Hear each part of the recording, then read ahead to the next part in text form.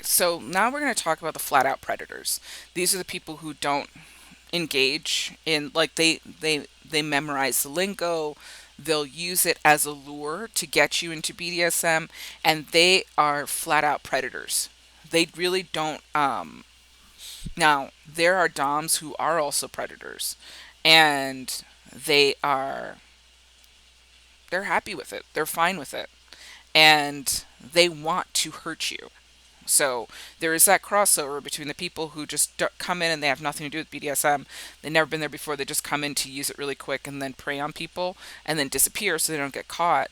But there are DOMs who are set in the BDSM community, and they are portrayed. They are heralded. They are supported, and they are seen as fantastic DOMs. They find their way up on the hierarchy of BDSM pretty quickly. That's most common. It's very rare you're going to find a Dom like this, who's just into like the healing aspect.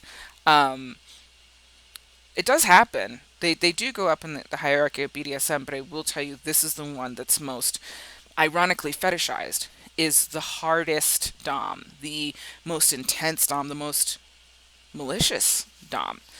There are flat out malicious DOMs, and that's why I make the distinction. I'm not saying there can't be some of them that are unconscious. I don't want to take that completely off the table, because there are people who are just so groomed for this shit that it is their life, it's been their life, and that's what it is. But the majority of these people, um, they know what they're doing. They know they're hurting you. They take pride in it, and they boast about it. They enjoy it. There's a lot of women in BDSM who find themselves prey to them. There's a lot of men, though, too. There's men, too. But a lot of women find themselves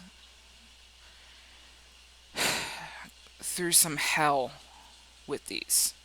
These are the ones that cause the most psychological, physical, lasting damage. And it's extremely dangerous. I still consider them predators. Um, Again, there may be some in the backdrop that maybe don't reach this level and they're unconscious, and so I can understand that, because there's still levels of this shit, levels of like entitlement and all this other stuff.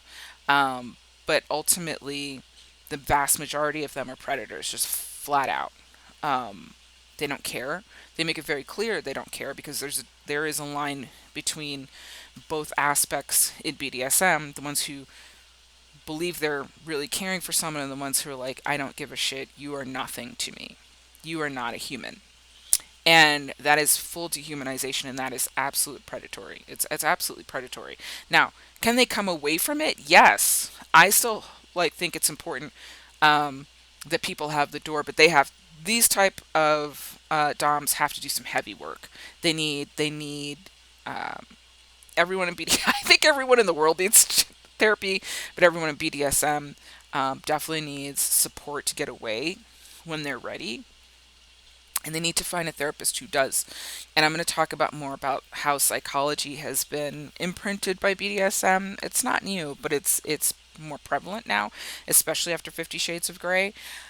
Um, but they need support. And it's more difficult for them to find support when more and more therapists are supporting BDSM. So they actually push people back into BDSM, telling them they're gaslighting themselves and sex shaming themselves. I've literally had people be pushed back into BDSM, back into trafficking, because of therapists. But this is where BDSM gets really, really very dangerous, and people end up with scars, um, physically and psychologically, for the rest of their life. You can't undo it. You can get help, but you can't undo it. So that that's it's horrifying. The things I've witnessed, the things I've seen, it's horrifying. It um I was very enraged when I didn't still didn't have the distinction when I was in BDSM, but I was very enraged by these DOMs. I would say these abusers hiding as DOMs. Um, but BDSM is abuse, so it's still across the board. But they're very dangerous. And then what they do is they support. They could be completely unaware that these people are coming in, or they I don't know. Honestly, people do weird shit. They could be connected. I don't know. But for the most part, these predators are able to prey so much on BDSM because of what BDSM is and because of how extreme it gets.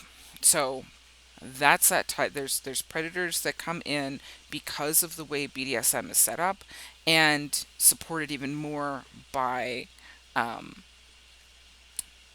the predatory DOMs. Now the thing is, and this is going to be hard to hear, but even the DOMs who think they're healing, because you're still in BDSM, you're still supporting BDSM as a whole. Therefore, you are still engaging in everything what these others are doing, and by proxy, you're keeping the space alive for them to have access to people.